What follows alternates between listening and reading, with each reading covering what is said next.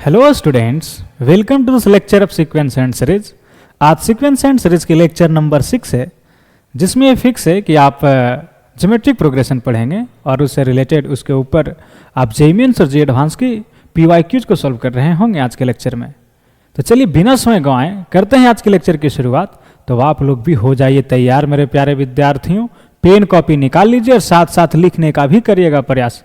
तो चलिए आज के लेक्चर की एक धमाकेदार शुरुआत की जा रही है ज्योमेट्रिक प्रोग्रेशन के साथ, जिसको शॉर्ट में हम लोग जीपी बोलते हैं। ठीक है, क्या होता है ज्योमेट्रिक प्रोग्रेशन? तो बोलता क्या है, फॉर जीपी, जीपी मतलब ज्योमेट्रिक प्रोग्रेशन। तो for GP the ratio of two conjugative terms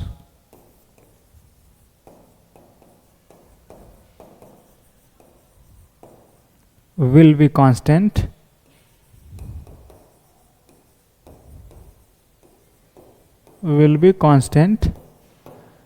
and this constant ratio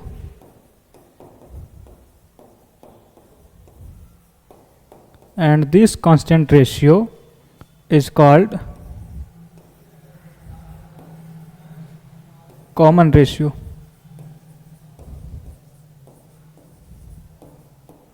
common ratio जिसको शॉर्ट में हम लोग CR लिखते हैं।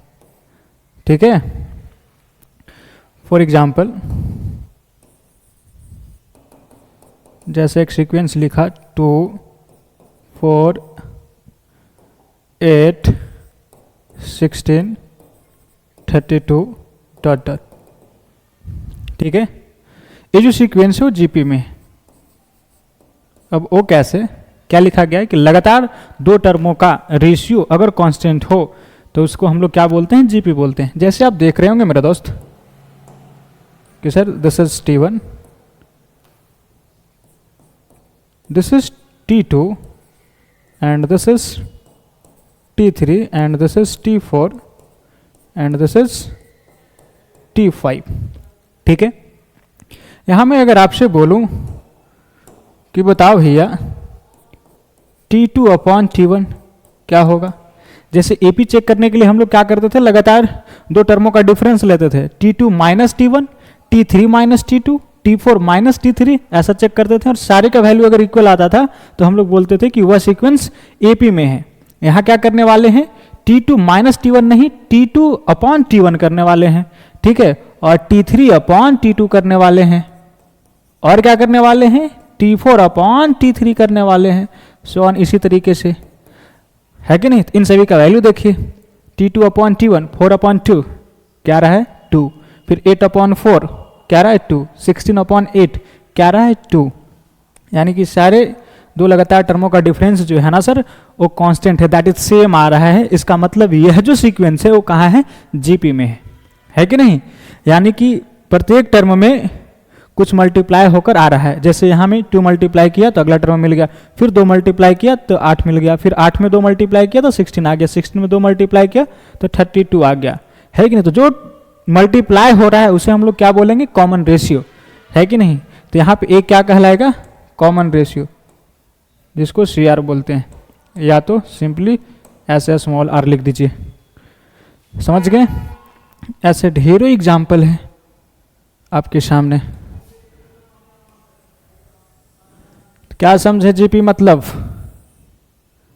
The ratio of two conjugative terms will be constant. Okay, बोला okay sir.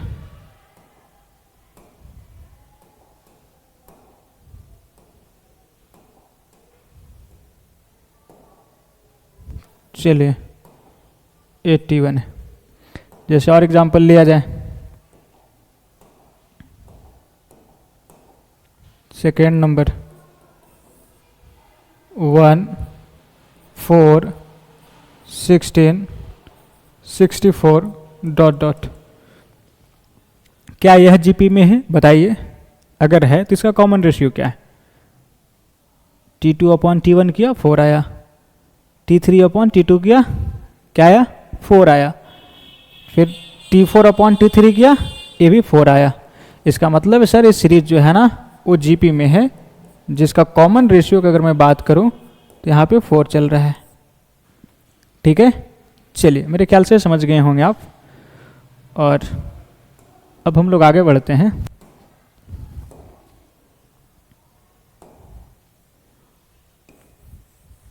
अगर इसका जनरल GP देखें, the general GP can be given as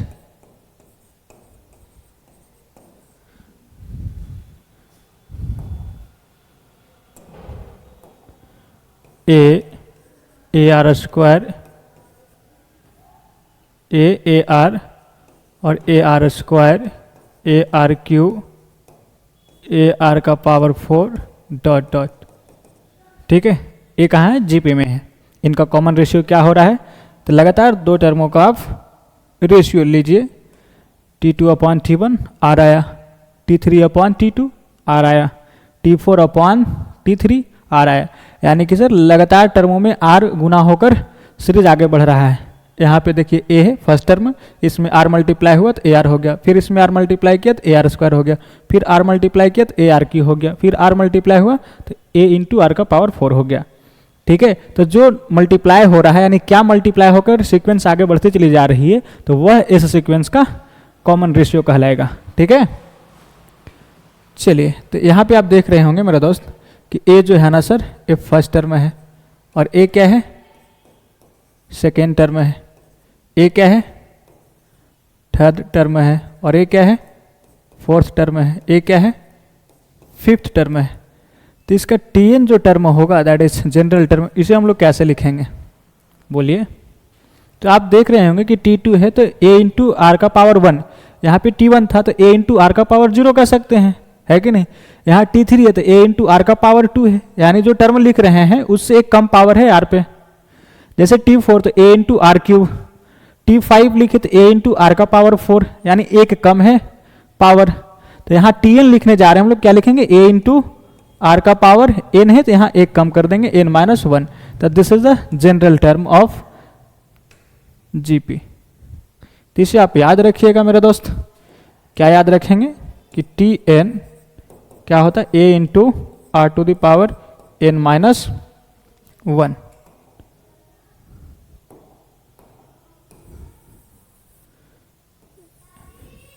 इसे हम लोग क्या बोलते हैं?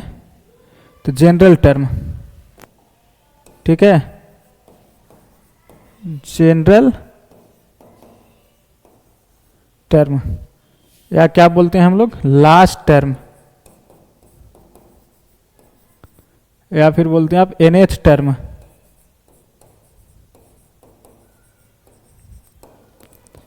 तो जीपी में अगर पहला टर्म पता हो, कॉमन रेशियो पता हो, तो आप निकाल सकते हैं किसी भी टर्म को। ठीक है, जैसे फॉर एग्जाम्पल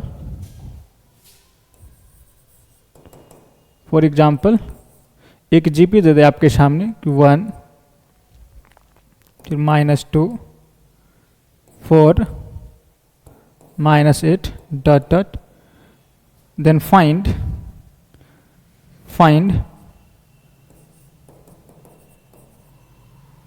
टेंथ टर्म। क्या लिखेंगे आप? ये आपको जीपी दिख रहा है तो इसका कॉमन रेशियो क्या है बताया जाए? कॉमन रेशियो क्या है मेरा दोस्त? बोलिए,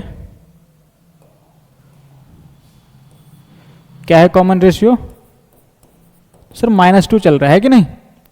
T2 अपॉन T1 किया तो -2 अपॉन 1 -2, यहाँ पे क्या 4 अपॉन -2 आ जाएगा, -8 अपॉन 4 -2 आ जाएगा। तो यहाँ पे जो कॉमन रेशियो है ना दैट इज R, वो -2 है सर। और फर्स्ट टर्म जो है A, वो कितना है? 1 है। तो T10 नहीं निकाल लेंगे? बोला बिल्कुल निकाल लेंगे। A into are to the power 9, A का वैल्यू 1 और R का वैल्यू -2 और होल टू द पावर 9, यानी -512 ये रहा। चलिए तो इसे लिख लिया जाए, pause the video and note it down. और अब हम लोग बढ़ते हैं आगे की तरफ। एज ए नोट आप लिख सकते हो note 1, if r is equal to 1 then gp will be constant,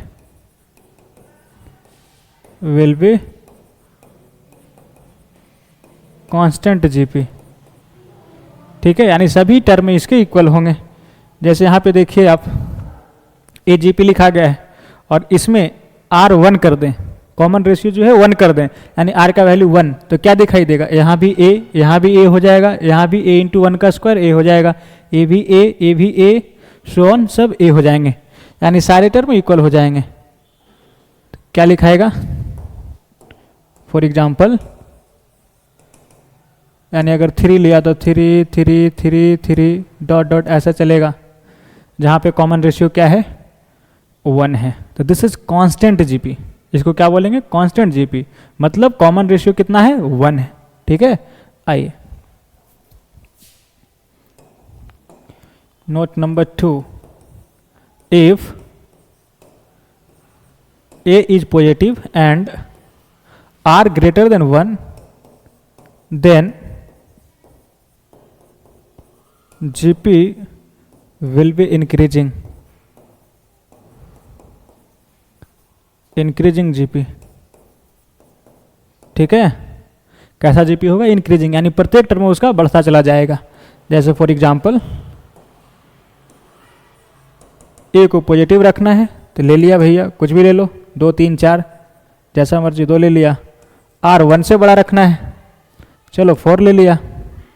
ठीक है, अब आप जीपी लिखिए, तो पहला टर्म 2 होगा, फिर प्रत्येक टर्म में 4 से मल्टीप्लाई करते हुए आगे बढ़िए, तो अगला टर्म में क्या लिखेंगे 8, फिर इसमें 4 मल्टीप्लाई करेंगे तो 32, फिर इसमें 4 मल्टीप्लाई करेंगे तो 128। तो इस तरीके से बढ़ता चला जाएगा, यानी प्रत्येक टर्म जो है सर इंक्रीज हो रहा है। जब ए पॉजिटिव हो यानी फर्स्ट टर्म पॉजिटिव हो और जो रेशियो है कॉमन रेशियो वो 1 से बड़ा हो, तब जीपी क्या होगा, इंक्रीजिंग होगा। ठीक है, चलिए थर्ड, इफ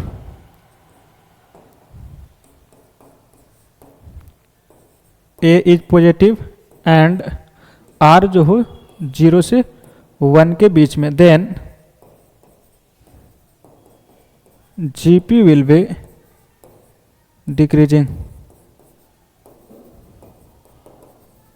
डिक्रीजिंग जीपी होगा, यानी प्रत्येक टर्म में इसका घटता चला जाएगा। वो कैसे एग्जाम्पल से समझते हैं, आइए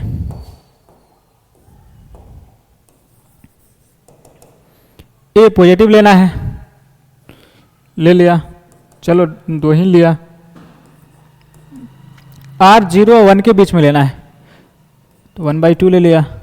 ठीक है, अब जीपी लिखो, पहला टर्म 2, फिर 1/2 से मल्टीप्लाई करेंगे इसमें तो क्या आ जाएगा 1, फिर 1/2 मल्टीप्लाई करेंगे तो 1/2, फिर 1/2 मल्टीप्लाई करेंगे तो 1/4, ये 1/8 ऐसे चलता चला जाएगा, यानी कि लगातार टर्म डिक्रीज हो रहे हैं, तो इसे हम लोग क्या बोलेंगे, decreasing GP.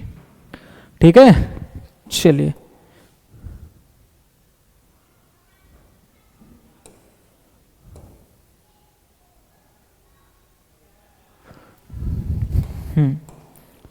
Note number 4, if A is negative and R greater than 1 then GP will be also decreasing।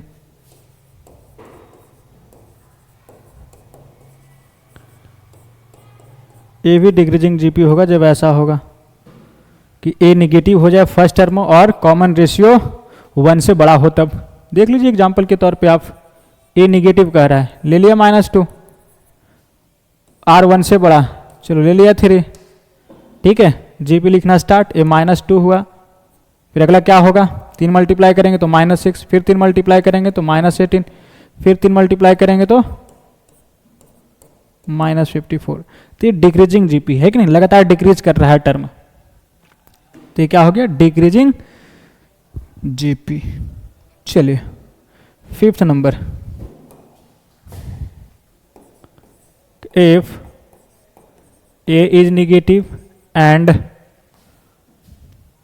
Are जो होगा वो 0 से 1 के बीच में, then GP will be increasing, GP will be increasing GP. ठीक है, आइए एग्जाम्पल की मदद से समझते हैं हम लोग। ए निगेटिव लिया, जैसे मान लिया -4 ले लिया, और आर इनके बीच में लेना है तो 1/4 ले लिया। अब जीपी लिखा जाए, पहला टर्म -4, फिर 1/4 मल्टीप्लाई करते हुए आगे बढ़िए, तो इसमें -1/4 मल्टीप्लाई करेंगे तो क्या आ जाएगा, -1, फिर 1/4 करेंगे तो क्या आ जाएगा, -1/4, फिर -1/16, फिर -1/64। तो लगातार टर्म क्या कर रहा है, इंक्रीज कर रहा है, तो दिस इज इंक्रीजिंग जीपी। ठीक है, डॉट डॉट। मेरे ख्याल से आप समझ गए होंगे। तो एक बार आप यहाँ से लिखना स्टार्ट करिए इन सभी नोट पॉइंट को, और देन इसके बाद आप इसे लिखिए। ठीक है, चलिए। और अगर ऐसा हो जाए कि आर ही निगेटिव हो जाए, r is negative, then GP is neither increasing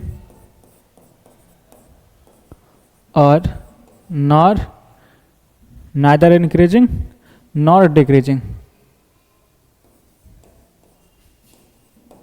ठीक है, शॉर्ट में लिख दिया ऐसे, न तो जीपी इंक्रीज करेगा और ना ही डिक्रीज करेगा। वो कैसे, आइए एग्जाम्पल की मदद से समझते हैं। जैसे कुछ भी ले लिया, ए मान लीजिए कि आपने 2 ही ले लिया और आर को निगेटिव कर दिया, -2 कर दिया। ठीक है, तब क्या होगा जीपी, पहला टर्म तो 2 होगा सर, दूसरा -2 मल्टीप्लाई होगा तो -4, फिर इसमें -2 मल्टीप्लाई होगा तो +8, फिर -2 मल्टीप्लाई होगा तो -16, फिर -2 मल्टीप्लाई होगा तो +32। ऐसा चलता चला जाएगा। यानी कि क्या देख रहे हैं, प्लस माइनस ऐसे अल्टरनेट चल रहा है कि नहीं। यानी कि कभी डिक्रीज कर रहा है, कभी इंक्रीज कर रहा है, ऐसे हो रहा है। तो लगातार हम एक सीक्वेंस में नहीं बोल सकते हैं कि ये इंक्रीज कर रहा है या डिक्रीज कर रहा है। तो इसलिए क्या बोले हम लोग कि अगर आर निगेटिव होगा तो then GP is neither increasing और नॉट डिक्रीजिंग। ठीक है, चलिए। तो ये सभी टर्मों को आप अच्छे से दिमाग में रखिएगा, ताकि बीच बीच में सवालों में ये यूज करता है तो इसका मतलब आप समझ सकोगे कि बोला क्या जा रहा है। ठीक है, चलिए। R1 देखा, फिर a ग्रेटर देन 0। ठीक है, चलिए ठीक। अब हम लोग आगे बढ़ते हैं sum of a in terms of GP की तरफ।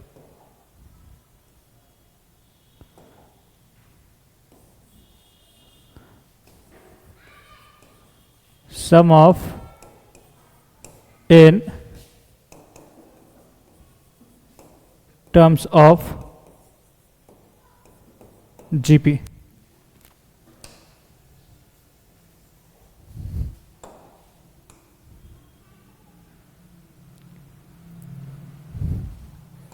ध्यान से देखिएगा, जीपी क्या था, a r square, a r cube, a r का power 4 dot dot so on a r to the power n-1।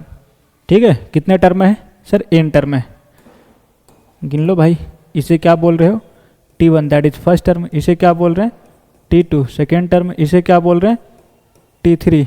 इसे क्या बोल रहे हैं, t4। इसे क्या बोल रहे हैं, t5।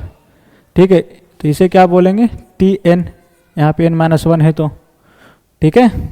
आइए हमें चाहिए क्या, sum of n terms, that is S n चाहिए, sum of n terms of GP, यानी t1 plus t2 plus t3 plus so on plus tn, ये चीज़ें चाहिए भाई। क्या है एसन, सारे टर्म, तो S n is equal to a plus a r plus a r square plus dot dot plus a r का पावर n, ए है। इससे पहले क्या आया होगा, टी एन माइनस वन, है कि नहीं। इससे पहले अगर लिखें तो क्या लिखेंगे, टी एन माइनस वन फिर प्लस टी एन, तो टी एन माइनस वन क्या लिखाएगा यहाँ पे, टी एन माइनस टू, इससे एक कम, इसे क्या लिखेंगे, a into r to the power n minus one. ठीक है, बोला ठीक है सर, इन्हीं को जोड़ना है। तो इसका जो रेडीमेड फार्मूला आएगा वो क्या होगा ना, एस एन बराबर, इन सभी को जोड़ोगे तो a into are to the power n minus one upon r minus one, या तो यहाँ से माइनस कॉमन ले लेंगे दोनों से, न्यूमरेटर और डिनोमिनेटर में, तो इसे क्या लिख पाएंगे, one minus r to the power n upon one minus r, ये फार्मूला है एस एन बराबर।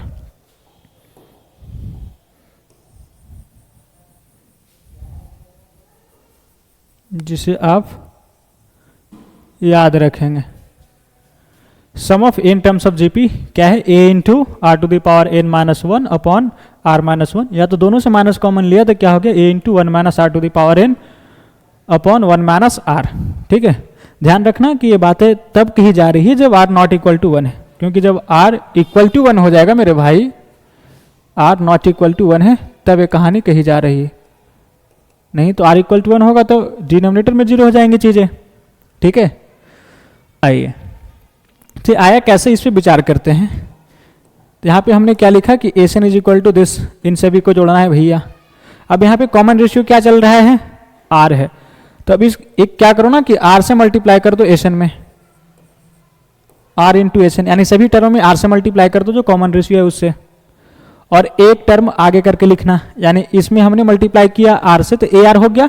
अब इसे शिफ्ट करके यहाँ लिखिए ए आर, अब इसमें आर से मल्टीप्लाई होगा तो इसके सामने लिखिए ए आर स्क्वायर डॉट डॉट, फिर इससे पीछे क्या होगा, ए इंटू आर का पावर एन माइनस थ्री, उसमें आर मल्टीप्लाई होगा तो क्या होगा, ए इंटू आर का पावर एन माइनस टू। ठीक है, अब इसमें आर मल्टीप्लाई होगा तो क्या होगा, a into are to the power n minus one, और इसमें आर मल्टीप्लाई होगा तो क्या होगा, a into are to the power n. मेरे ख्याल से आप समझ रहे होंगे। ठीक है, चलिए अब क्या करो कि इन दोनों को घटा दो, क्या करो, इन दोनों को घटा दो, तो माइनस हो गया, a minus minus minus minus minus minus, तो कुछ जा रहा है यहाँ पे, देखो कौन जा रहा है, ए आर से ए आर चला गया, ए आर स्क्वायर से ए माइनस ए आर स्क्वायर चला गया, फिर इससे ए चला गया और ए से ए चला गया, बचा क्या मेरे दोस्त, यहाँ पे s n minus r into s n, तो आप चाहो तो एस एन कॉमन ले लो, तो यहाँ वन और यहाँ माइनस आर बचा, इज इक्वल टू, इधर क्या है ए है सर प्लस में, और वहाँ क्या बचा, minus a into are to the power n. ठीक है, समझ में आ रही है चीज़ें, बोला हाँ सर। अब यहाँ क्या करिए, आप ए कॉमन ले लीजिए, तो s n is equal to, आप क्या लिख देंगे धड़ल्ले से, यहाँ ए कॉमन ले लिया, one minus r to the power n, और वो वन माइनस आर नीचे चलाया। ठीक है, और इसी में चाहो तो दोनों से माइनस कॉमन ले लिया, तो r to the power n minus one upon r minus one, ये रहा हैंस प्रूफ्ड। देख लीजिए यही चीज़ें लिखी गई है यहाँ पे, आया ना, बोला हाँ सर। तो इसे अब आप याद रखिएगा, क्या याद रखिएगा, S n is equal to a into are to the power n minus one upon r minus one, या तो a into one minus r to the power n upon one minus r. ठीक है,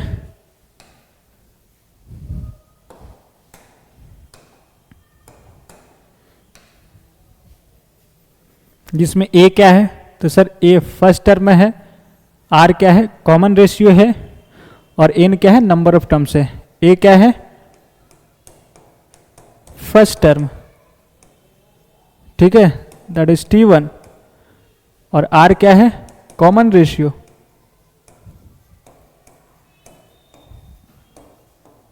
common ratio जिसको हम लोग short में CR लिखते हैं।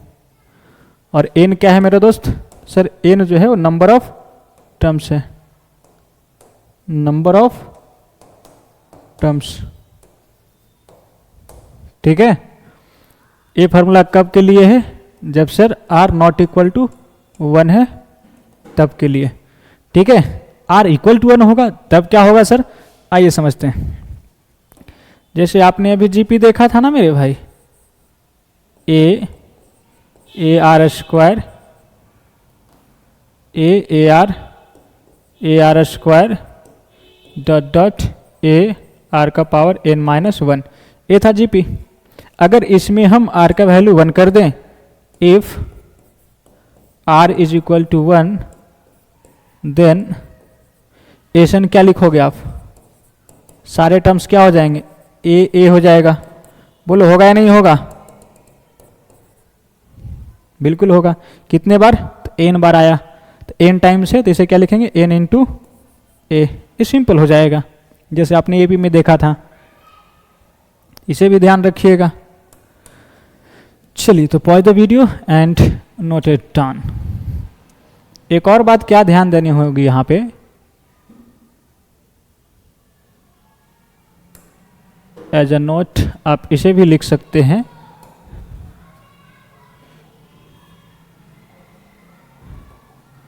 नोट कि इफ अगर R जो कॉमन रेशियो है वो मैग्नीट्यूड में 1 से छोटा हो, मतलब कि R -1 से 1 के बीच में हो, तो इस केस में जो एस इन्फिनिटिव होगा यानी इनफाइनाइट टर्म का जो सम होगा वो क्या होगा, A/1 - R। इसे ध्यान रखिएगा, s infinitive is equal to A-R। ये कब अप्लीकेबल है, जब R का वैल्यू -1 से 1 के बीच में हो तब, ठीक है। ये कैसे आया, आइए समझते हैं। जैसे देखिए हमने क्या निकाल रही, एस इन्फिनिटिव यानी इनफाइनाइट टर्म्स का सम, ठीक है। यानी जो n है ना सर, n वो कहाँ ले जा रहे हो, इन्फिनिटिव की तरफ, ठीक है। यानी n इन्फिनिटिव की तरफ ले जा रहे हो, इनफाइनाइट टर्म्स की तरफ। और जो कॉमन रेशियो है -1 और 1 के बीच में, -1 और 1 के बीच में किस टाइप के नंबर्स होंगे, यहाँ रहा -1, यहाँ 1, यहाँ 0, यानी 0 और 1 के बीच में कैसा होगा, फ्रैक्शन टाइप, यानी 1/2, 1/3 इस टाइप के। और इधर क्या होगा, -1/2, -1/3 इस टाइप के नंबर्स, ठीक है। यानी जब इस टाइप के नंबर से इनका पावर करोगे आप, जितना ज़्यादा पावर करोगे उतना ज़्यादा ही छोटा होता चला जाएगा। पावर 2 करेंगे तो 1/4 होगा, पावर 4 करेंगे तो और कमेगा इससे, है कि नहीं। यानी कि जितना ज़्यादा पावर देंगे उतना ज़्यादा डिक्रीज होता चला जाएगा जो इसके बीच में नंबर्स हैं। यानी -1 से 1 के बीच में नंबर जो है उनका जितना ज़्यादा पावर बढ़ाएंगे उतना ज़्यादा वह डिक्रीज होता चला जाएगा, ठीक है। यानी कि अगर हम इसका पावर यानी r टू द पावर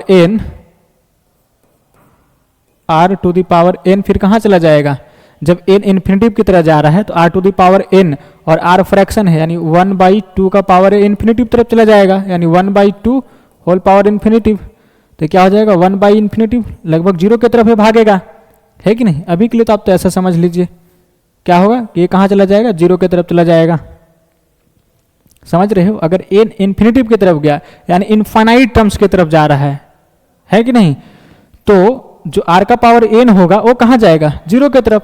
क्यों, क्योंकि r जो है ना -1 से 1 के बीच में रहने वाला नंबर है, तो -1 से 1 के बीच में रहने वाला नंबर कुछ इसी टाइप के ना होंगे, फ्रैक्शन टाइप के।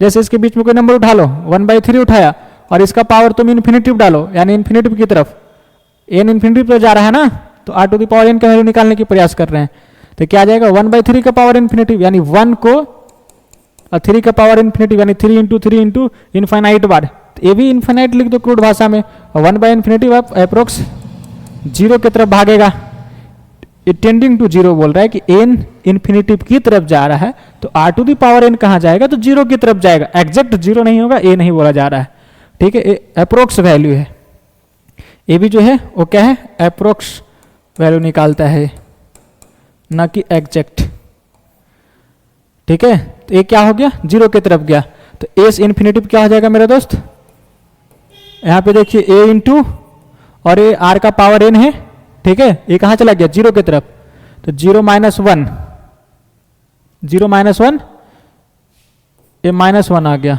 अपॉन आर माइनस वन, यहाँ से माइनस कॉमन ले लेंगे तो क्या आ जाएगा, वन माइनस आर, तो ये फॉर्मूला लिखा गया है, ठीक है। तो इसे आप लिख लीजिए, जैसे एग्जाम्पल के तौर पे आप एक सवाल कर लिया जाए यहाँ पे कि टू ऐसे 1/2 1 1/2 1 + 1/2 + 1/3, यहाँ भी 1/4 + 1/8 प्लस डॉट डॉट इन्फिनिटिव तक, इनका सम निकालना है। तो क्या है सर, एस इन्फिनिटिव है कि नहीं, एस इन्फिनिटिव इनफाइनाइट टर्म का सम निकालना है, और ये सीक्वेंस कहाँ है, जीपी में है कि नहीं। इसका कॉमन रेशियो क्या दिखाई दे रहा है आपको, तो 1/2 है, ठीक है। क्या कॉमन रेशियो 1/2 है यहाँ पे, दैट इज आर का वैल्यू 1/2 है, और फर्स्ट टर्म में इसका क्या है, ए, तो ये आर का वैल्यू 1/2 यानी कि सर इस इंटरवल में लाई कर रहा -1 से 1, तब हम लोग एस इन्फिनिटिव निकाल सकते हैं। फार्मूला क्या है, a/1 - r, तो क्या लिखोगे, a का वैल्यू 1 अपॉन 1 - r, r का वैल्यू क्या है 1/2, तो यहाँ से क्या आ जाएगा 1 अपॉन 1/2, ये 2 ऊपर कूद के चला जाएगा, तो 2 आंसर आ गया इनफाइनाइट टर्म्स का सम, ठीक है।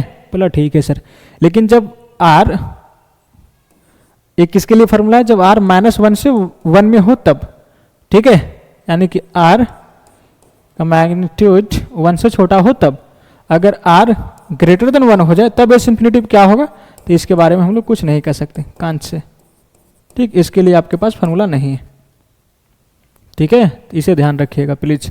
तो जब भी एस इन्फिनिटिव पूछेगा तो कॉमन रेशियो इसके बीच में ही हो रहा होगा, -1 से 1 के बीच में। चलिए, तो pause the video and note it down. और अब हम लोग बढ़ते हैं सवालों की दुनिया में, जो कि जेईई मेंस और जेईई एडवांस के सवालों की प्रैक्टिस करते हैं। तो ये रहा है आपका पहला सवाल स्क्रीन पे, जो कि जेईई मेंस 2025 में पूछ रखा है, ठीक है। आइए समझते हैं कि क्या बोला जा रहा है। सॉल्यूशन, इसे बोल दिया जाए क्वेश्चन नंबर 1।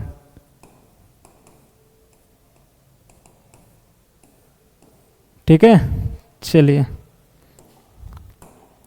तो बोलता है क्या है कि if the sum of the second, fourth and sixth terms of a GP of positive terms is 21 and the sum of its 8th, 10th and 12th terms is 15309, then the sum of its first 9 terms। ठीक है, क्या क्या दे रखा है, किसका किसका सम दिया है, T2 plus T4 plus T6, कितना है जी 21 है, और क्या दे रखा है, हाँ, the sum of its 8th term plus 10th term plus 12th terms is equal to 15309, then the sum of its first 9 terms, है कि नहीं, निकालना क्या है, T1 plus T2 plus so on plus T9, यानी सर इसे आप S9 लिखिए, ठीक है, A निकालना है। S9 का फॉर्मूला क्या लिख देंगे, A into r to the power n, that is 9 minus 1 upon r minus 1। a और r क्या है, तो a gp का फर्स्ट टर्म है और r क्या है, कॉमन रेशियो है, ठीक है। तो हमें सीधा सीधा निकालना क्या है, S9, जिसके लिए हमें जरूरत होगा फर्स्ट टर्म और कॉमन रेशियो का, ठीक है। चलिए, तो मान लिया कि फर्स्ट टर्म क्या है, जो फर्स्ट टर्म है वो a है, ठीक है, first term is equal to a and common ratio is equal to r, ऐसा मान लिया। तब इसे आप क्या लिखेंगे, T2 को a into are to the power n minus one, that is 2 minus one 1 हो जाएगा, यानी r ही रहेगा। फिर प्लस इसे क्या लिखेंगे, a into are to the power 3 plus a into r का पावर 5 इज इक्वल टू 21। ठीक है, यहाँ से आपको कॉमन क्या दिखाई दे रहा है, तो सर a इंटू आर हम लोग कॉमन ले सकते हैं, तो यहाँ बचा 1, यहाँ हो गया आर स्क्वायर और यहाँ आर का पावर 4 इज इक्वल टू 21। इसे इक्वेशन 1 बोल दिया जाए, कोई आपत्ति? बोला नहीं सर। यहाँ देखिए इसे क्या लिखेंगे, a into are to the power 7 plus a into are to the power 9 plus a into are to the power 11। ठीक है, बराबर 15,309।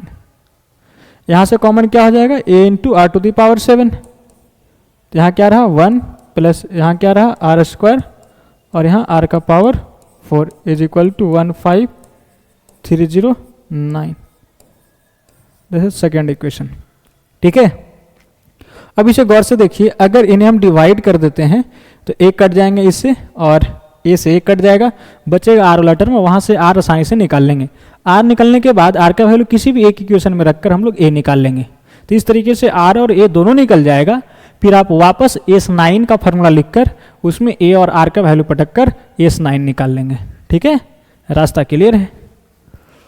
चलिए क्या करने वाले हम लोग, सर 2/1 कर दिया जाए, 2/1। ठीक है, डायरेक्ट लिख दूं, चलो एक बार लिख ही देता हूँ। 2 यहाँ पे क्या दिखाई दे रहा है आपको कि a r का power 7 into 1 plus r square plus r का पावर 4 अपॉन 1 क्या है, a into r 1 plus r square plus r का पावर 4 बराबर इधर क्या है 15,309 अपॉन 21। ठीक है जी, खुशखबरी क्या है कि सर a चला गया इससे और a से a चला गया और एक r से एक r चला जाएगा। ठीक है, और इसे काटो, 9 3 12, 12 5 17 18, 3 से चले जाएंगे, कितने बार में 5 और 1 0 3, देख लेना सही है ना, बोला हाँ सर। और A3 से 7 बार में जाएगा। अब 7 से उड़ा तो 7 7 49 हो गया, 2 आया तो 7 दूना 14 और 2 14 तो 6 3, फिर 7 9 63, 729। ठीक है, और यहाँ क्या रहा मेरे दोस्त, एक आर से कटा गया तो आर का पावर 6 बराबर 729। ठीक है, इस 729 को हम लोग क्या लिख सकते हैं, बोलो 3 का पावर 6, यही ना होगा? बोला हाँ सर। तो यहाँ से क्या हो जाएगा, r is equal to 3, plus minus 3 आएगा, लेकिन यहाँ पे बोल रखा है कि पॉजिटिव टर्म्स, इसलिए r हमने पॉजिटिव लिया। ठीक है, r इज इक्वल टू 3। अब r का वैल्यू किसी एक इक्वेशन में रख के आप a का वैल्यू निकाल लेंगे। ठीक है, चलिए तो यहाँ पे रख दिया जाए r का वैल्यू फ्रॉम 1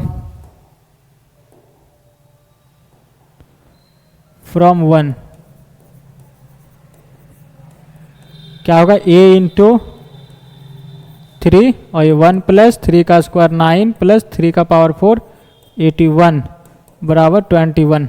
ये हो गया, इसे उड़ाइए तो 3 से 21 से 7 बार में चला जाएगा। और इधर क्या आ गया मेरे दोस्त, यानी a इज इक्वल टू 7/90 और प्लस 1 91, फिर से 13 बार में उड़ जाएगा, यानी क्या आ गया 1/13। a is equal to 1/13। तो a और r निकाल लिया हम लोग। चाहिए हमें S9,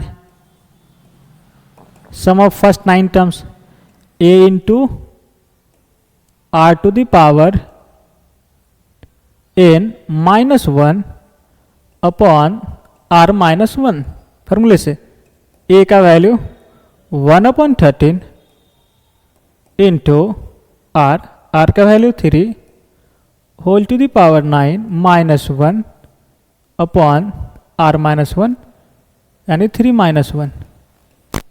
ठीक है, ए 1/13 है, नीचे आएगा, ए हो गया 3 माइनस 1 2, 2 इंटू 13 26। ठीक है, 3 का पावर 9, इसे क्या लिखें हम लोग, 3 का पावर 9 है, इसे आप क्या लिखेंगे 3 का पावर 3 और होल पावर 2, नहीं होल पावर 3, तभी तो टकराएगा, तो 3 का पावर 9 होगा, है कि नहीं। लिख सकते हैं ना इसे, 3 का पावर 3 और होल पावर 3। बोलो, यहां तक चीजें क्लियर है। अरे पावर से पावर टकराएंगे मल्टीप्लाई होगा, 3 3 9। बोला हाँ सर, तो क्या हो जाएगा, 3 का पावर 3 को आप क्या लिख दोगे 27, और इसका होल पावर 3 और ये माइनस 1, और 1 को भी लिख दीजिए 1 का पावर 3। ए क्यू माइनस बी क्यू वाला फॉर्मूला लग जाएगा, ए के जगह पे 27, बी के जगह पे 1, तो a minus b that is 27 minus 1 into a square plus b square plus a b, यानी 27 इंटू 1 अपॉन 26। ए चला गया इससे, ठीक है। और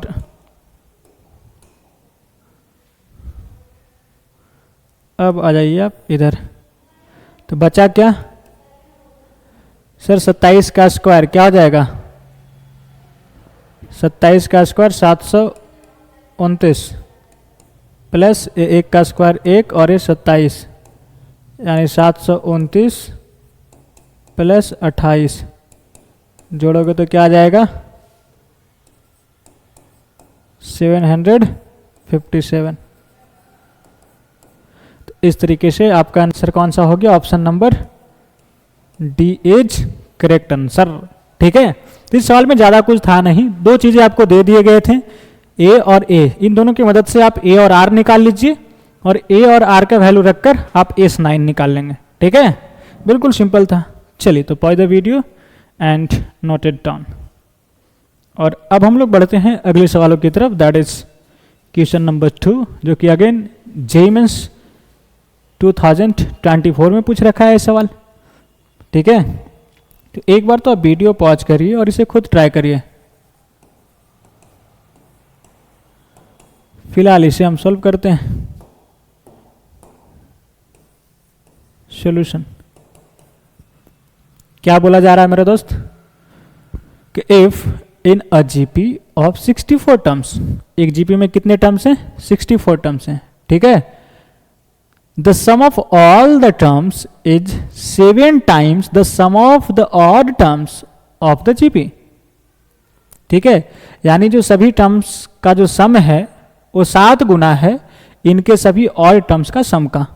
ठीक है, then the common ratio of the GP is equal to, इसका कॉमन रेशियो बताना है। जैसे हमने जीपी लिखा ए आर स्क्वायर, कितने टर्म्स हैं तो 64, तो लास्ट क्या लिखाएगा ए इंटू आर का पावर 63। ठीक है, चलिए प्रश्न में क्या बोला है, तो प्रश्न में बोला है कि sum of all terms, sum of all terms ये 7 टाइम्स है, किसका, sum of all odd terms. तो ऑड टर्म्स कौन कौन है, देखो पहला ए हुआ पहला टर्म्स, फिर तीसरा टर्म्स लीजिए, तीसरा में कौन है ए आर स्क्वायर।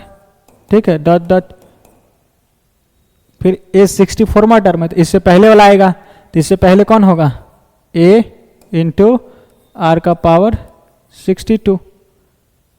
समझा नहीं समझे, बोलो आया ना, बोला हाँ सर। इन सभी का सम लिखना है। चलिए, बस यही कंडीशन है, यहां से आप आर का वैल्यू आप आसानी से निकाल लेंगे। तो इसका फॉर्मूला क्या हो जाएगा, ए इंटू यानी फर्स्ट टर्म इंटू आर का पावर एन, तो नंबर ऑफ टर्म्स कितने हैं, यहाँ पे कॉमन रेशियो क्या चल रहा है आर ही है ना, बोला हाँ सर। तो आर का पावर एन मतलब कि टर्म्स की संख्या, तो यहाँ से कितने टर्म्स हैं 64 minus 1 upon r minus one. Is it clear? बोला हाँ सर। इस जीपी को ध्यान से देखिए, अभी भी जीपी में है कि नहीं? यहाँ पे कॉमन रेशियो क्या चल रहे हैं, क्योंकि एक टर्म छोड़कर लिखा गया, पहले इसे लिखा फिर इसको लिखा फिर यहाँ पर छोड़ के अगला लिखेंगे, तो कॉमन रेशियो क्या चलेगा? आर स्क्वायर चलेगा। देख लो इससे इसको डिवाइड करके, तो कॉमन रेशियो क्या है? R square.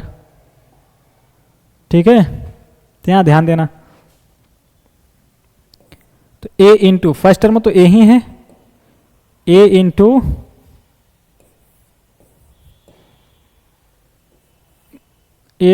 आर का पावर एन। आर के जगह पे क्या होगा यहाँ पे? आर स्क्वायर, क्योंकि कॉमन रेशियो इसका आर स्क्वायर है, और इसका पावर नंबर ऑफ टर्म्स। तो कितने नंबर ऑफ टर्म्स हैं? सारे और टर्म्स लिखे गए। टोटल टर्म्स 64 था, तो उसमें 32 ऑड होंगे और 32 इवन हो गए। तो यहाँ पे और टर्म्स लिखे गए, तो कितने और टर्म्स होंगे? 32। तो 32 minus one upon r minus one, यहाँ पे आर स्क्वायर माइनस वन होगा, क्योंकि कॉमन रेशियो इसका आर स्क्वायर है। ठीक है जी। आइए अब अगर आप गौर से देखें तो आर का पावर 64 माइनस वन, यहाँ भी वही चीज़ लिखी गई, आर का पावर 64 माइनस वन। तो ए पूरा फैक्टर चला जाएगा इससे, और ए से ए चला जाएगा।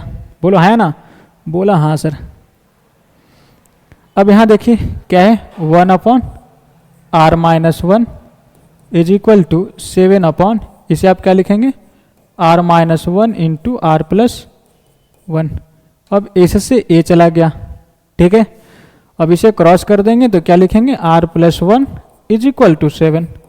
तो आर इज इक्वल टू क्या हो जाएगा? 7 माइनस वन 6। यही रहा कॉमन रेशियो। ठीक है, that is option number D is correct answer. बोलो चीजें समझ में आई? हाँ या ना? है? बोलो हाँ सर, वेरी गुड। चलिए तो pause the video and note it down. और अब हम लोग बढ़ते हैं अगले सवालों की तरफ। दैट इज क्वेश्चन नंबर 3, जो कि जेईई मेंस 2020 में पूछ रखा है। तो एक बार तो वीडियो को पॉज करिए और इसे खुद ट्राई करिए सॉल्व करने की। चलिए फिलहाल इसे हम सॉल्व करते हैं।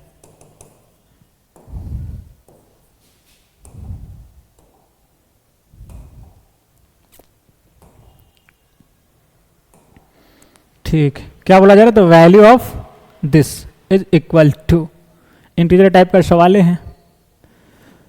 इसे गौर से देखिए, क्या है? 0.16 का पावर इतना चीज़ें दिए गए हैं, फिर क्या लॉग ऑफ बेस में 2.5 और आर्गुमेंट में ये चीज़ें। ठीक है, आर्गुमेंट में क्या लिखा गया?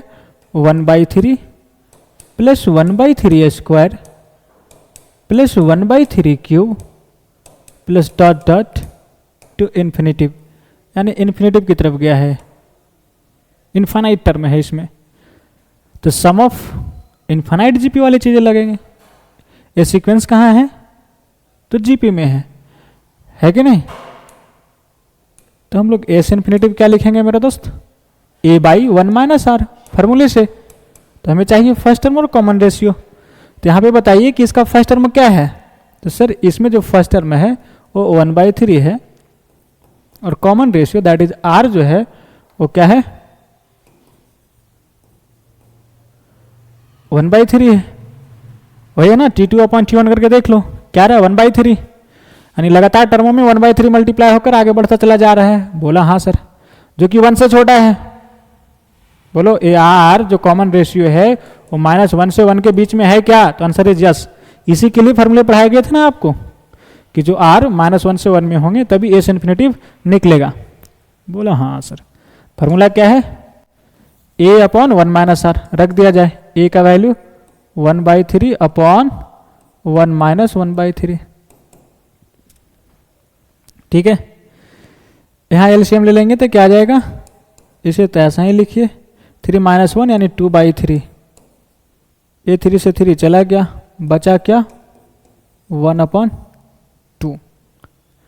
तो इसे हम लोग डील किया, यानी जो अंदर में जो ब्रैकेट में लिखा है ये सोल्व होकर क्या आ गया? बोलो, तो 1/2 आ गया है सर।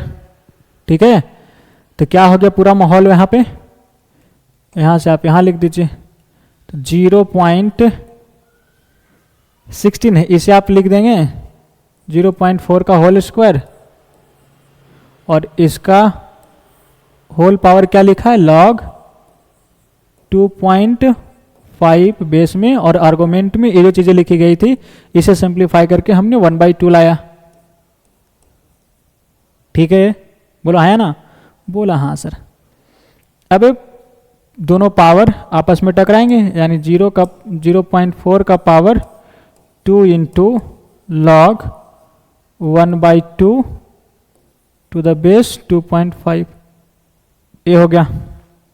और आपको पता है कि अगर लॉग में मल्टीप्लाई हो रहा हो तो ये कहाँ चला जाता है, आर्गुमेंट के पावर पे। तो इसे हम लोग क्या लिखेंगे, 0.4 whole to the power log 1/2, इसका पावर 2 चलाएगा, और यहाँ 2.5। अगर यहाँ से पॉइंट हटाते हैं तो क्या लिखेंगे, नीचे 10 काटोगे तो क्या जाएगा 5 2, यहाँ से भी हटाइए पॉइंट, क्या आ गया 10, तो 2 से उड़ाएंगे तो ये 2 बार में चला जाएगा और ये 5 बार में। तो क्या रहा मेरा दोस्त, 2.2/5, और इसका पावर लॉग ए पावर 1/4 हो जाएगा, और एक है 5/2 बेस में। ठीक है,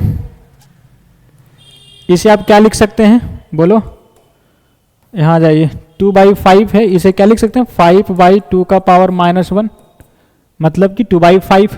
बोलो है ना, ऐसा लिख रहे हैं इसलिए ताकि ये मिल जाए, ए बेस और ए बेस दोनों मिल जाएंगे। तो एक फार्मूला है ना, ए इंटू लॉग आर्गुमेंट बी और बेस ए, ये दोनों बेस सेम होता है तो आर्गुमेंट जमीन पे उतर जाता है कि नहीं। तो ये फार्मूला हम लोग लगा सकेंगे अगर ऐसा हो कि ये दोनों सेम हो जाए तो इन दोनों को सेम करने के लिए हम ऐसा उपाय कर रहे हैं कि जो 2/5 लिखा है यहाँ पे, तो इसे हम लोग 5/2 का पावर -1 लिख दें, और इसका होल पावर क्या है मेरा दोस्त, लॉग 1/4 और ये 5/2। फिर पावर से पावर टकरा जाएंगे, तो 5/2 का पावर -1 इंटू लॉग 1/4, ये 1/4 को आप क्या लिखेंगे, 4 का पावर -1 है कि नहीं। 1/4 को क्या लिखेंगे, अभी इसका पावर 1 है, ऊपर गया तो 4 का पावर -1, और यहाँ पे क्या 5/2। ठीक है, बोला ठीक है सर। अब ए जो यहाँ मल्टीप्लाई हो रहा है, एक कूद के यहाँ चलाएगा इसका पावर में, तो 5/2 इसका पावर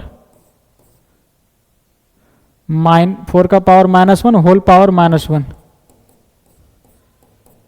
और यहाँ 5/2। तो एक्सपोनेंशियल का बेस और लॉगरिथमिक का बेस दोनों सेम हो गया, तो जो आर्गुमेंट में है वो सीधा जमीन पे आ जाएगा, यानी -1 होल पावर -1, ये क्या आ जाएगा 4।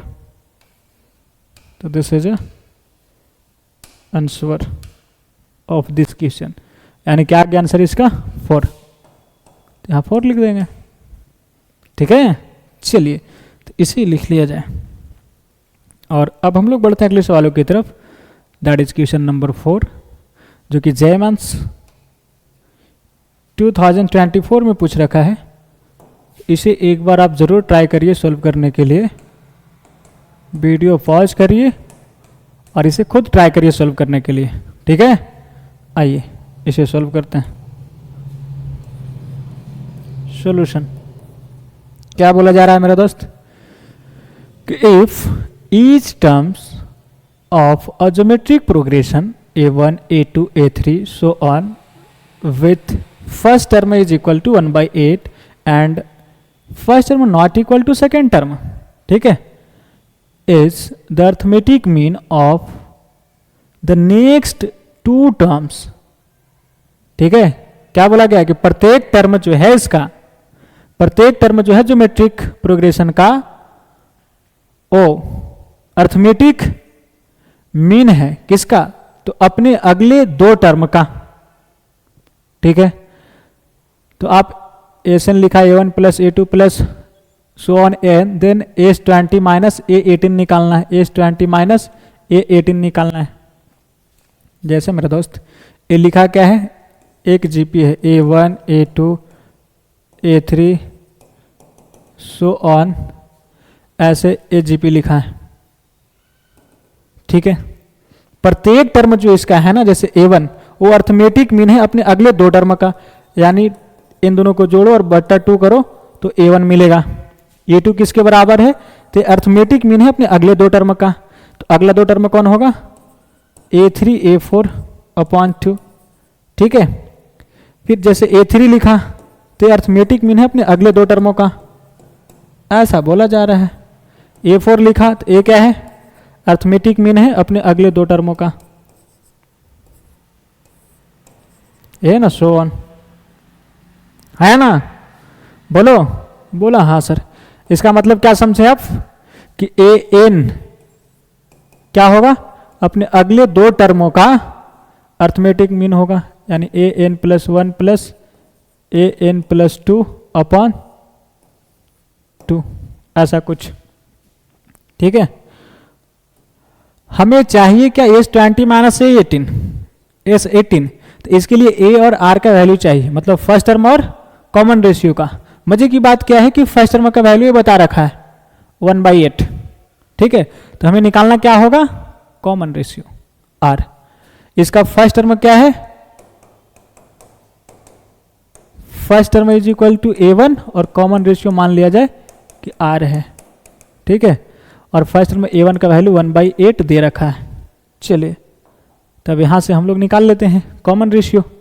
AN क्या लिखेंगे, A into are to the power n minus 1 बराबर, इसे क्या लिखेंगे, A into are to the power इससे एक कम, तो क्या हो जाएगा n, plus A into are to the power इसमें एक कम करिए तो n plus 1 upon 2। A common लेके उड़ा दीजिए, ठीक है। तो यहाँ क्या हो गया, 2 into are to the power n minus 1 बराबर, इधर क्या रहा, r का पावर n प्लस r का पावर n प्लस 1, ओके।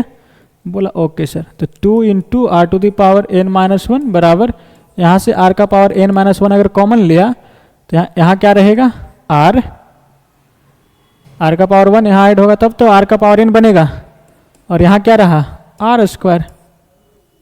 खुशखबरी क्या है कि सर a चला गया इससे, तो बचा क्या, 2 is equal to r plus r square, यानी r square plus r minus 2 equal to 0। तो क्या आ गया यहाँ से, r plus 2 into r minus 1 equals to 0। Factorise करेंगे तो बोला हाँ सर। तो यहाँ से r का दो value, r is equal to minus 2 और r is equal to 1। r 1 होगा, इसका मतलब सभी टर्म इक्वल आएंगे, यानी कांस्टेंट जीपी हो जाएगा, A1 A2 सभी बराबर आएंगे। लेकिन क्वेश्चंस में गौर से देखिए तो मना कर रखा है कि A2 not equal to A1, मतलब कि सारे टर्म्स बराबर नहीं होंगे। तो जब r का वैल्यू 1 होगा ना, तो उस केस में A1 A2 के बराबर हो जाएगा, लेकिन क्वेश्चन में मना कर रखा है, इसका मतलब r का वैल्यू रिजेक्ट हो जाएगा 1। तो r का वैल्यू क्या आया, -2, और a का वैल्यू आपको पता ही है, ठीक है। a का वैल्यू क्या गिवन था, यानी A1 का वैल्यू 1/8। अब आप आसानी से निकाल लेंगे जो निकालने को बोला है। निकालने को क्या बोला है, S20 minus S18, S20 minus S18। Formula क्या कहता है, a इंटू, यानी फर्स्ट टर्म, तो फर्स्ट टर्म में A1 है, into r to the power n, r का पावर n मतलब 20 माइनस 1 अपॉन r माइनस 1, ये रहा। फिर माइनस इसके लिए क्या हो जाएगा, A1 into are to the power n, n की जगह पे 18 और माइनस 1 अपॉन r माइनस 1, ठीक है। बोला ठीक है सर। खुशखबरी क्या है कि इसे आप नीचे वाले दोनों को उड़ा सकते हैं। उड़ा दिया, यार माइनस में उड़ा दिया कैसे, इक्वल में नहीं है बच्चों, माइनस में लिखी गई है ना। आप चाहो तो यहाँ पे क्या करेंगे हम लोग, A1 upon r minus 1 common ले सकते हैं। तो यहाँ क्या रहा R20 माइनस 1 और ये माइनस ऑफ दिस, तो R का पावर 18 और माइनस माइनस प्लस 1, ऐसा हो जाएगा कुछ, है कि नहीं? बोला हाँ सर। कुछ खबरी क्या है कि ये इससे चला गया, बचा क्या R का पावर 20 माइनस R का पावर 18। बच्चे हल्ला करके बोल रहे हैं सर R का पावर 10 कैसे हो गया, ये R का पावर 18 है ना, ध्यान रखना। इसी तरीके से आप गौर से देखा करिए, तो A1 अपॉन R माइनस 1 और यहाँ से हम लोग R का पावर 18 कॉमन ले लेते हैं, तो यहाँ क्या रहा R स्क्वायर और ये माइनस 1, तो A1 upon R minus 1 into R का पावर 18 और इसे फैक्टराइज करेंगे तो R प्लस 1 R माइनस 1। कुछ खबरी क्या है कि नीचे इंतज़ार कर रहा है इसे कटने के लिए, ठीक है।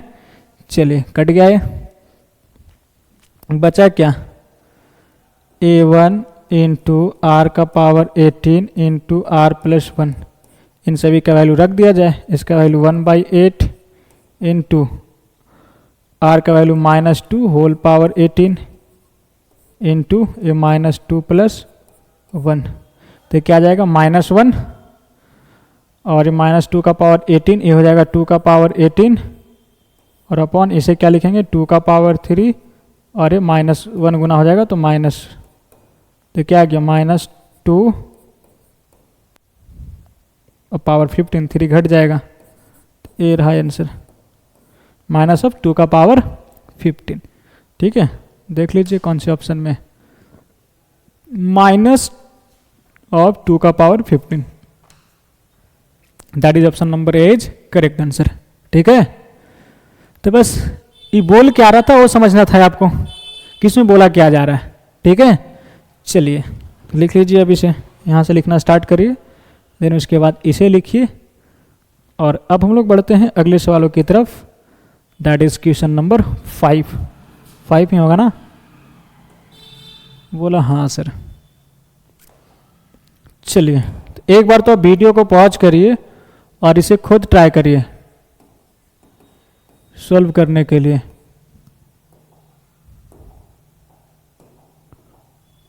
फिलहाल इसे हम सॉल्व करते हैं।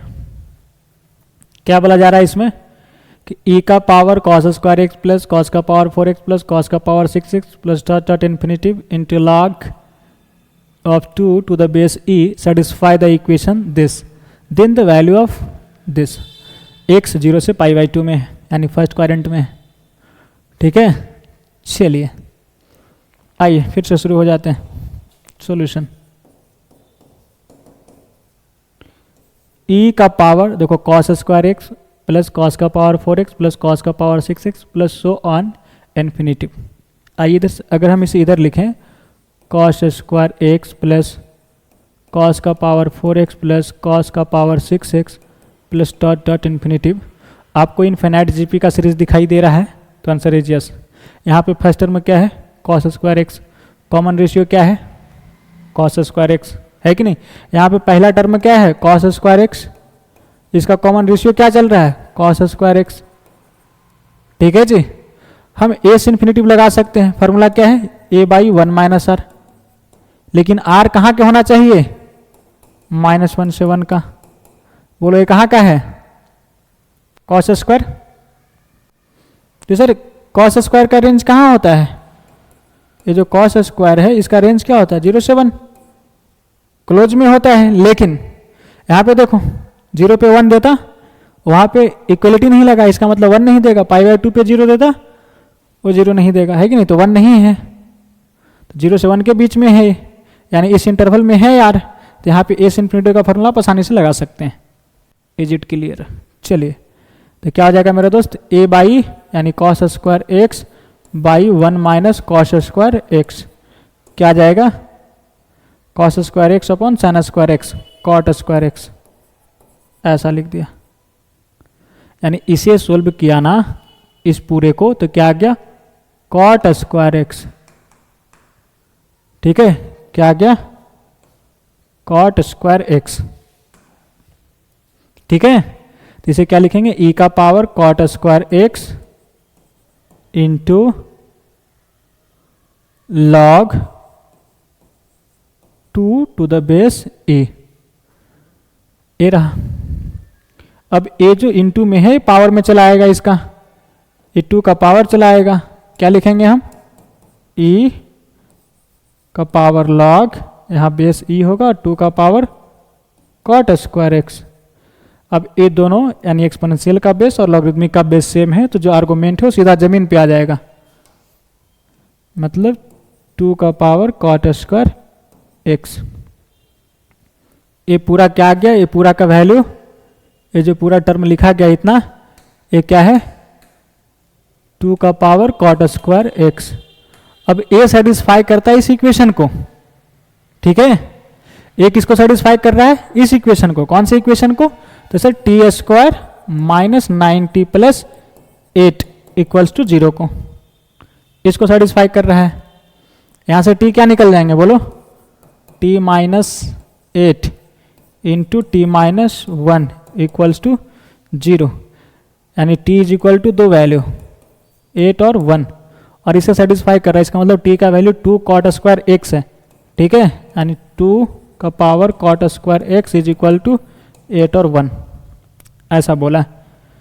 8 को आप क्या लिख दीजिए, 2 का पावर 3, 1 को क्या लिख दीजिए, 2 का पावर 0, तो यहाँ से आप कॉट स्क्वायर एक्स लिख सकते हैं, cot square x is equal to 3, और यहाँ पे क्या हो जाएगा 0, लेकिन ध्यान देना 0 से π/2 में ओपन है, यहाँ पे तो एक कॉट एक्स 0 नहीं होगा, नहीं ना होगा कॉट एक्स 0 इसके अंदर, क्योंकि ये π/2 पे 0 देता है, वहां पे π/2 नहीं है, यहाँ पे इक्वल्स टू π/2 नहीं लिखा है, इसलिए ये 0 नहीं देगा इस इंटरवल में 0 से π/2 में।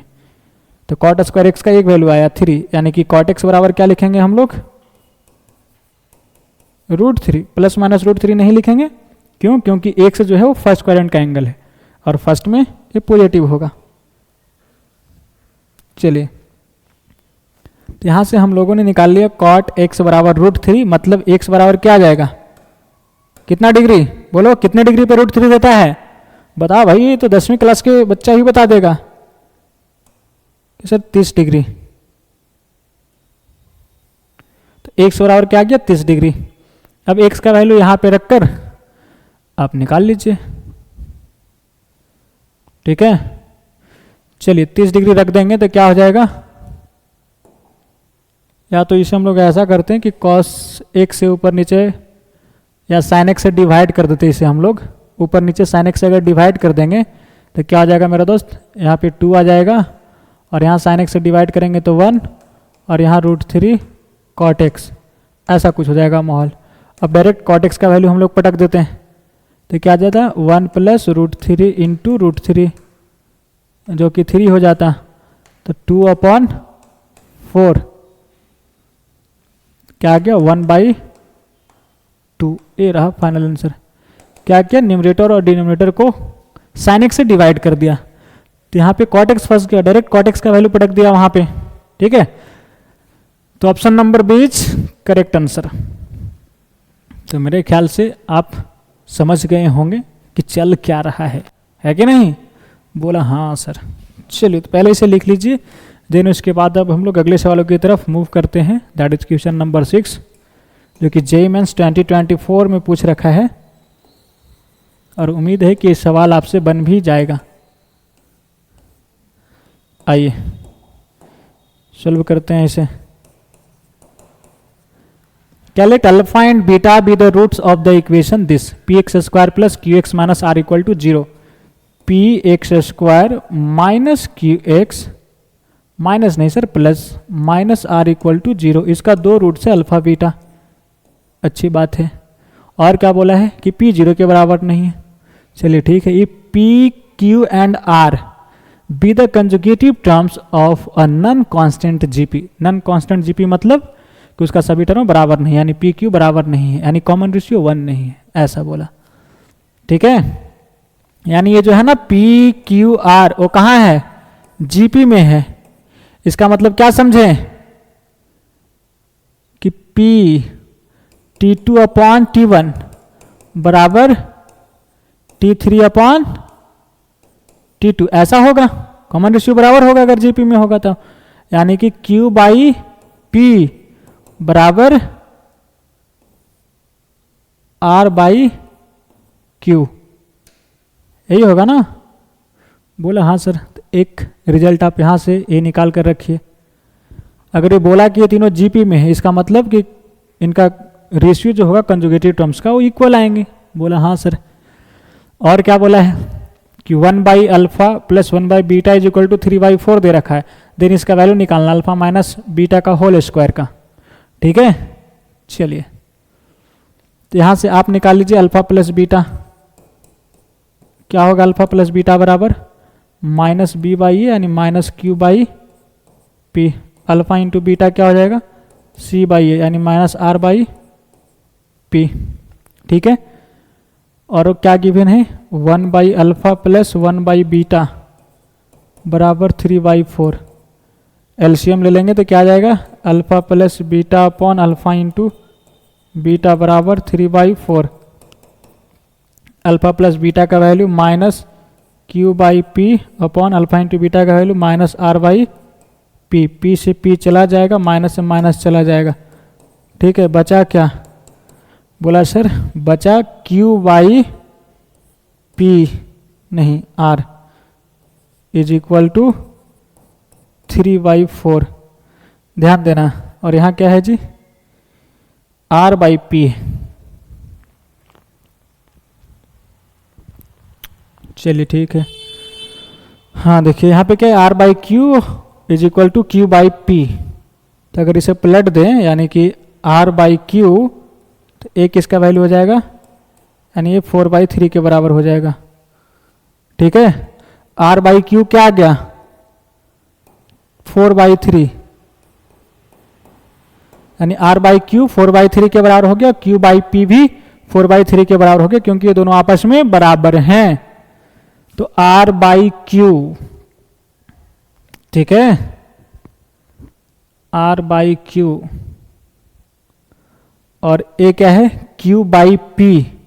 हाँ तो यहाँ से आसानी से हम लिख सकते हैं इसका वैल्यू क्यू बाई पी का वैल्यू क्या निकाला हमने 4/3 तो हो जाएगा माइनस 4/3। तो आपने अल्फा प्लस बीटा निकाल लिया। ठीक है, अब यहाँ क्या r by P, are by p कैसे आएगा जी बोलो आर बाई पी। हाँ इन दोनों को मल्टीप्लाई कर दिया जाए, जैसे क्यू बाई पी है into a R by P, are by Q कर दें तो ए तो कट जाएंगे दोनों, है कि नहीं, बचेगा आर बाई पी ही।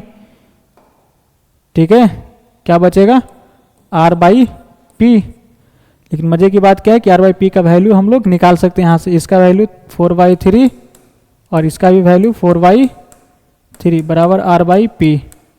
क्या आ गया आर बाई पी बराबर 16/9। अब यहाँ आर बाई पी का वैल्यू रख देंगे तो अल्फा इंटू बीटा निकल गया माइनस 16/9। तो इस तरीके से अल्फा प्लस बीटा और अल्फा इंटू बीटा निकाल लिया। तो अब आसानी से अल्फा माइनस बीटा का होल स्क्वायर हम लोग निकाल सकते हैं। ठीक है, चलिए वो कैसे निकाल सकते हैं, इसे थोड़ा छोटा किया जाए। बोलो यहाँ तक दिखाई दे रहा है? एक बार मैं चेक कर लूँ। Answer is yes. आइए अब हमें चाहिए क्या मेरे दोस्त अल्फा माइनस बीटा का होल स्क्वायर का वैल्यू। ठीक है, इसे क्या लिखेंगे हम लोग अल्फा प्लस बीटा का whole square minus 4 alpha into beta. Alpha plus beta का वैल्यू निकाल बैठा है माइनस 4/3 रख दिया माइनस 4/3 इसका होल स्क्वायर, फिर minus 4 into alpha into beta. Alpha into beta का वैल्यू माइनस 16/9। यहाँ क्या हो गया ये 16/9 और माइनस माइनस प्लस 64/9। एलसीएम 9 आ जाएगा, ऊपर 16 प्लस 64 80/9। तो 80/9 ये रहा correct answer. That is option number D is correct answer. ठीक है, बोलो समझ में आया? आया ना? अगर नहीं समझ में आया तो वीडियो को पीछे करो और एक बार फिर से बारीकी से देखने का प्रयास करिए, फिर देखिए चीज़ें कैसे समझ में आती है। ठीक है, चलिए अब हम लोग आगे बढ़ते हैं। हाँ सीधा पहुंच गए हम लोग previous lecture, that is lecture number 5 के होम चैलेंज के सवालों पे। क्या आपने इसे सोल्व किया? बोलो क्या आंसर आया? सोल्व किए हो? नहीं सोल्व हुआ? हाँ, चलिए कोई बात नहीं, फिर से समझते हैं कि आखिर बोला क्या जा रहा है, कि बोला क्या जा रहा है ना। आइए,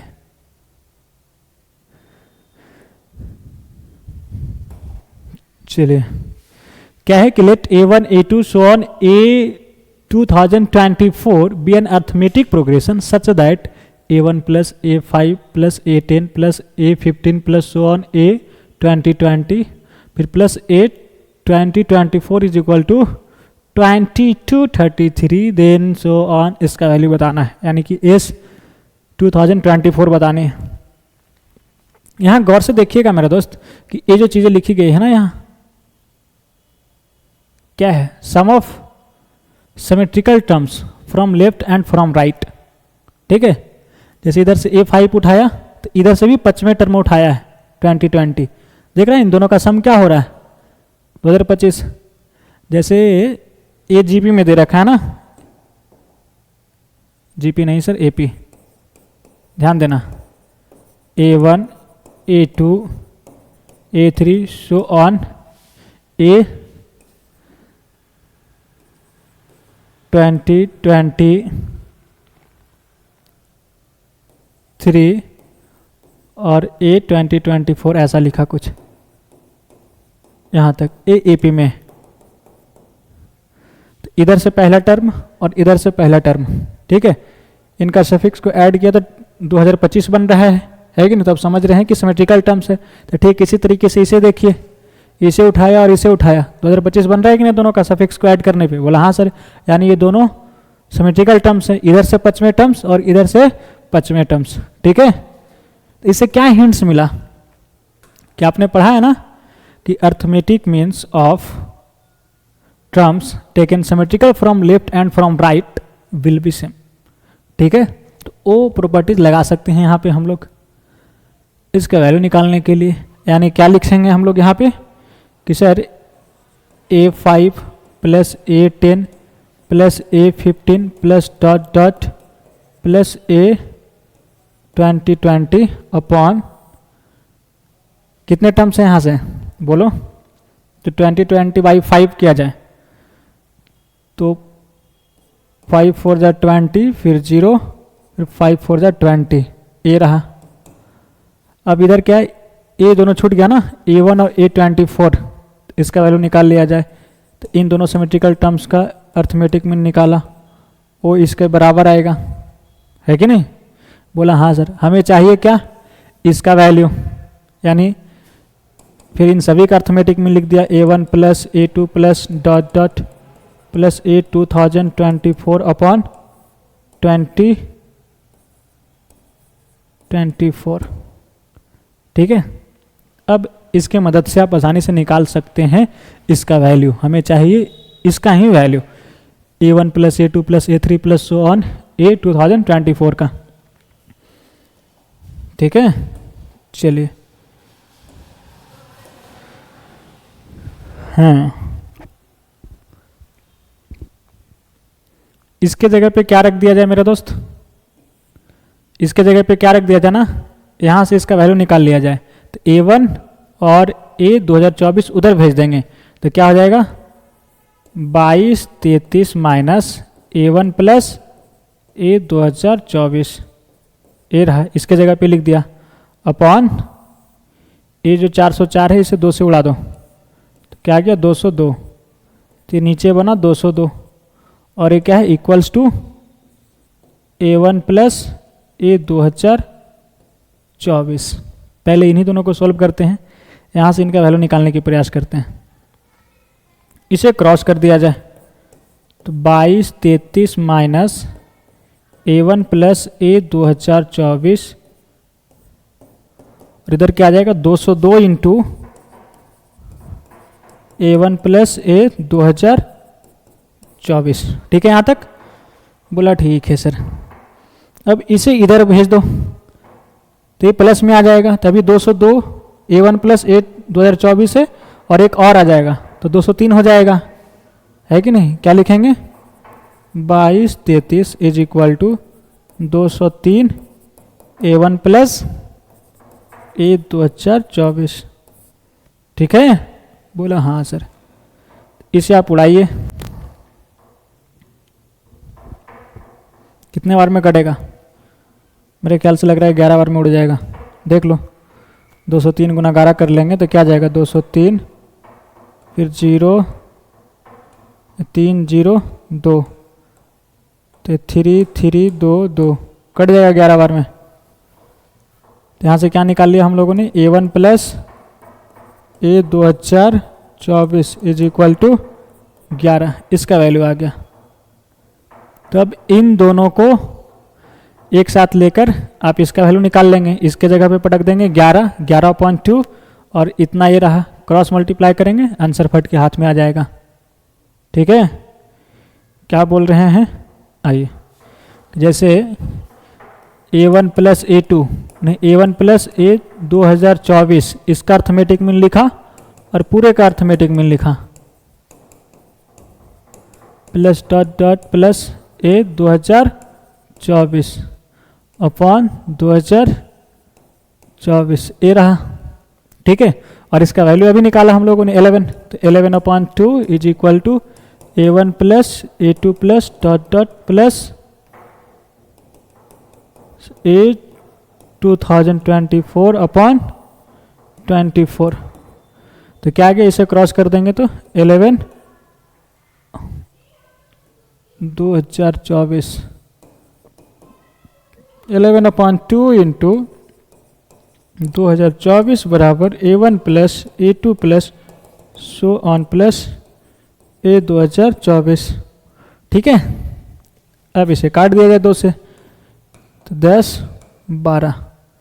तो क्या आ गया, A1 plus A2 plus A3 plus dot dot plus A 2024 बराबर 11 गुना 10 12 मल्टीप्लाई किया जाए, 10 12 गुना 11 क्या जाएगा, 10 12 फिर से लिखिए 10 12, तो क्या जाएगा 2 3, सही लिखा है ना जी, बोलो, फिर 1 1 1, तो क्या गया 1 1 1 3 2, ए रहा फाइनल आंसर। ठीक है, बिल्कुल बहु वाला सवाल था, बस थोड़ी सी आपको उस प्रॉपर्टी को याद करना था कि सिमेट्रिकल टर्म्स का एम निकालते हो इक्वल आता है, तो इस तरीके से सवाल बिल्कुल बहु वाला हो जाता है कि नहीं। काफ़ी बच्चे इसे बना लिए होंगे, और जिनसे नहीं बना एक बार ज़रूर इसे लिखने का प्रयास करिएगा आप, और समझने का भी। चलिए, और ये रहा मेरे प्यारे विद्यार्थियों आज का होम चैलेंज के सवाल। ठीक है, तो इसे आप बनाने का प्रयास करिएगा। ये 2025 में पूछ रखा है सवाल, बेहतरीन सवाल है, और उम्मीद है कि आपसे सवाल बनेगा अगर आप अच्छा एफर्ट मारते हैं तो।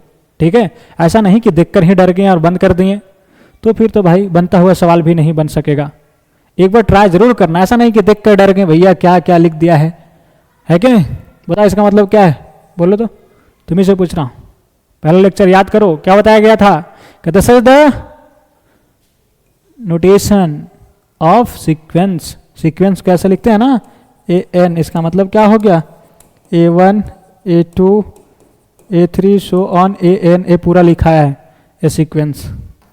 पढ़ा करो यार, अकबका जाते हो पूछते हैं तो कि क्या पूछ दिया, है कि नहीं। इसमें क्या क्या चीज़ यूज किए गए हैं और सभी को आप भली भांति परिचित हैं। ऐसा नहीं है कि ये एक नया क्वेश्चन आपके सामने दे दिया गया है, तो आप बनाने का प्रयास जरूर करिएगा, बनेगा आपसे। चलिए, तो आज के लिए इतना ही, मिलते हैं बहुत जल्द अगले लेक्चर में इसी जोश और जुनून के साथ। तब तक के लिए अपना ध्यान रखिएगा, bye bye, take care, okay.